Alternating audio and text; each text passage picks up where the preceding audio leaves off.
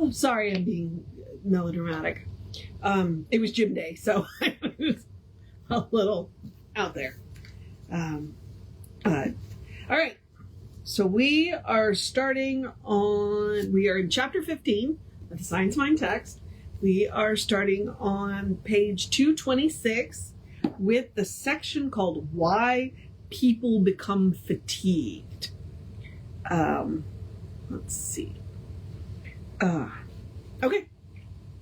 Let a person say to themselves, I am overworked. And at once there will come up through their consciousness a belief in weariness. People who are constantly complaining of being tired are hypnotized into this belief through the law of race suggestion. An instance for this is the belief that one more than 40 years of age is easily fatigued, cannot engage in strenuous exercise of any kind, and must work fewer hours each day. This race suggestion has hypnotized the entire world. Only a few people past 40 dare undertake new endeavors and engage in activities with the same enthusiasm they did at 25. At what we term middle age, all too many complain of habitual fatigue. Usually this is attributed to overextension or general dissipation of the reserves. But frequently, when analyzed, the mental cause will be discovered to be a deep-seated resistance to conditions which the patient has found themselves unable to change. Suppose someone had been bound by the mental confusion that desires had torn them and conflicts had entered into their life. What would have occurred? They would have been continually dropping opposing thoughts into their mentality, and as the mental action, the friction took place, it might produce a very tired body, and if over chaotic, it might produce what is known as a nervous prostration. It would not, however, be the body that was sick, but a condition brought about through wrong thought.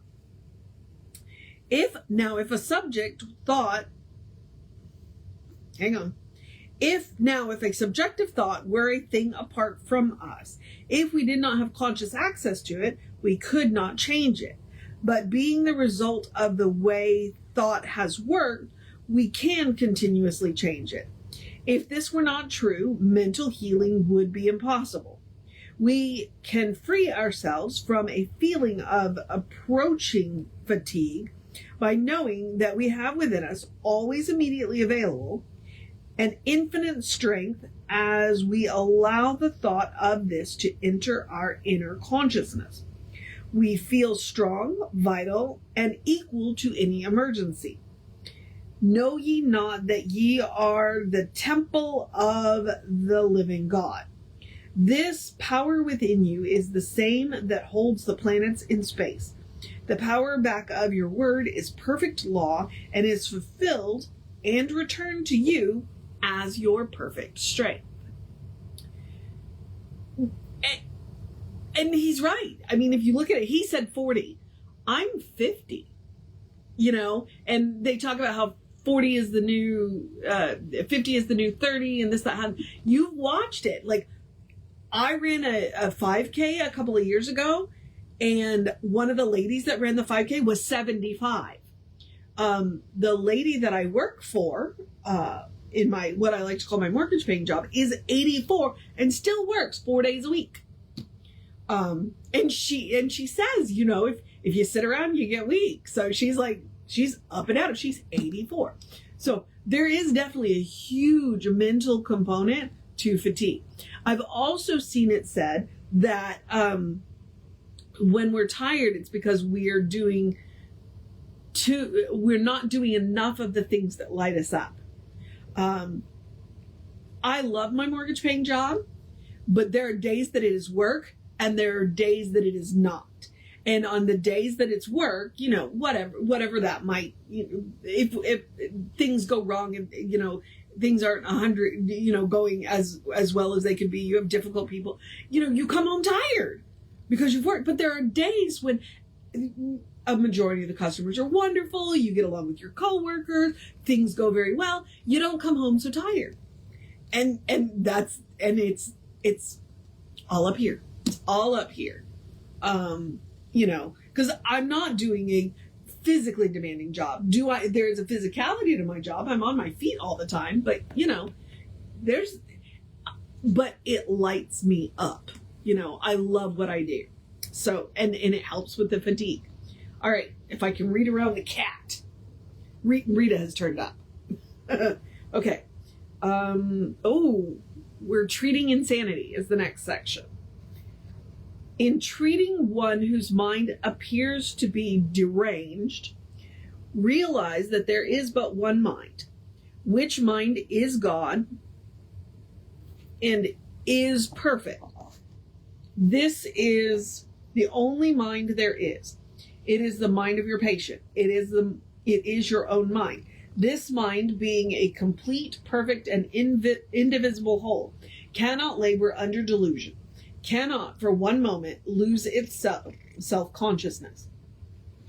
After you have realized this truth about life, know that it is also true about the one whom you are treating.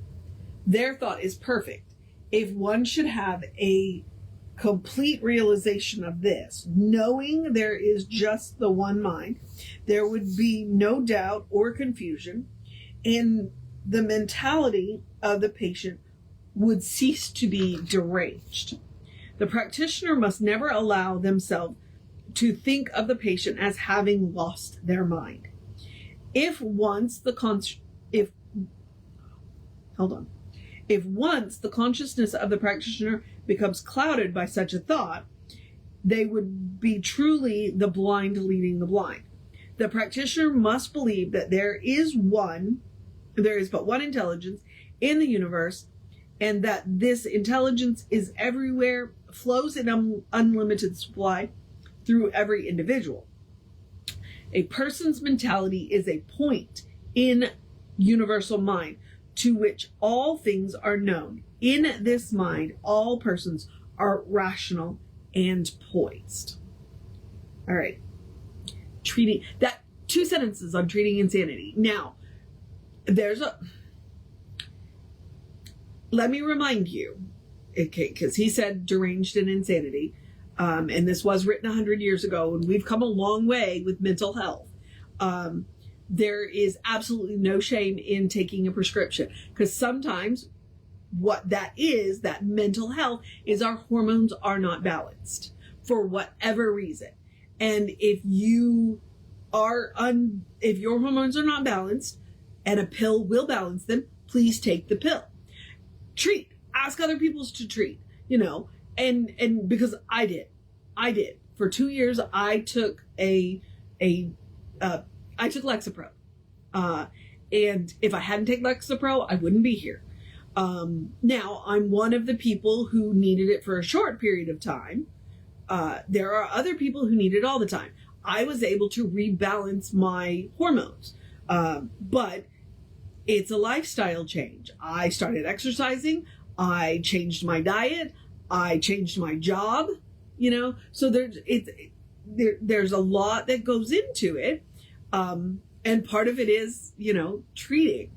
And I do say that I've lost my mind, but now when I say it, I don't mean it. There's no feeling behind the loss. Or sometimes when I say I've lost my mind, it's like, okay, I've lost my mind. I need to stop and look for it. I know where it is. It's in the one mind. I just need to take that moment and reground and recenter myself in that mind. So, but there's a lot with mental illness, and as practitioners, we can only do so much. And some of it is suggesting that people go see mental health professionals. Okay.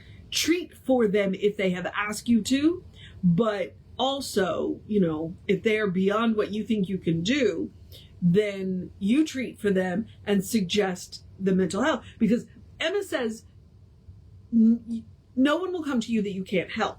Okay. Well, it doesn't mean that your only way to help them is to treat for them. Sometimes by saying, hey, you know what? I've been in therapy. It did me a world of good. Or, hey, I took Lexapro. You give people permission to do what they need to do to take care of themselves. It's not just about treating for them. Well, I'm absolutely going to treat for them. But, because in my mortgage paying job, I look at people occasionally and go, you need to go see an actual doctor.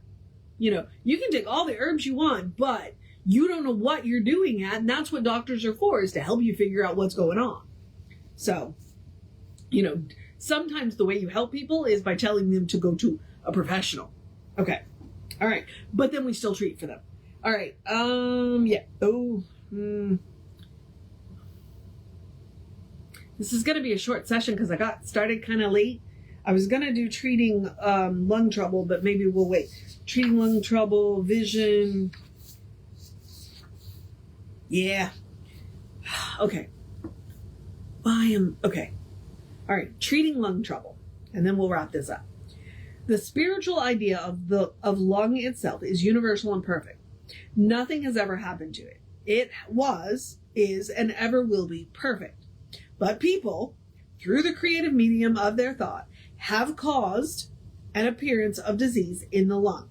Back of all such trouble is a consuming passion, an unexpressed emotion, a strong desire. Healing will take place to the degree that the practitioner neutralizes this belief and perceives the presence of the perfect lung. The practitioner, neutralizes the belief. That's why we have prac sessions. Sometimes we need to figure out what belief it is that you've got that needs to be neutralized. We need to make you aware of the belief that you are being wrong-headed about. And then we work on it and you work on it. It's a two-way street here. Okay. So just side note, back to the reading. The practitioner realizes that there is a perfect body, perfect being, perfect God, perfect person, perfect expression, perfect bronchial tubes, perfect trachea, perfect lungs. The practitioner, if they would heal, must elevate their own thought. The word they speak is law. It is power. It knows itself to be what it is. It is the law unto the case. They are now conscious of the word they speak, that the word they speak will neutralize and entirely destroy the false thought and condition. They say, there is one body. This body is the body of God and is perfect. It is never depleted. Its vitality is never lowered. There is no wasting away nor burning up of substance. For substance is eternal, changeless, and perfect. This body is the body of my patient right now. They continue until they cover what in their own thought appears to be the mental cause of the false condition. If they do this day after day, the patient will be relieved, though the practitioner never thinks of their patient other than that word of truth is the word of truth is being spoken for them. They never wonder whether their word is taking effect because they speak into intelligence and let it act. And that's super important. Always, always, always, as a practitioner, we think of our patient as perfect, whole, and complete.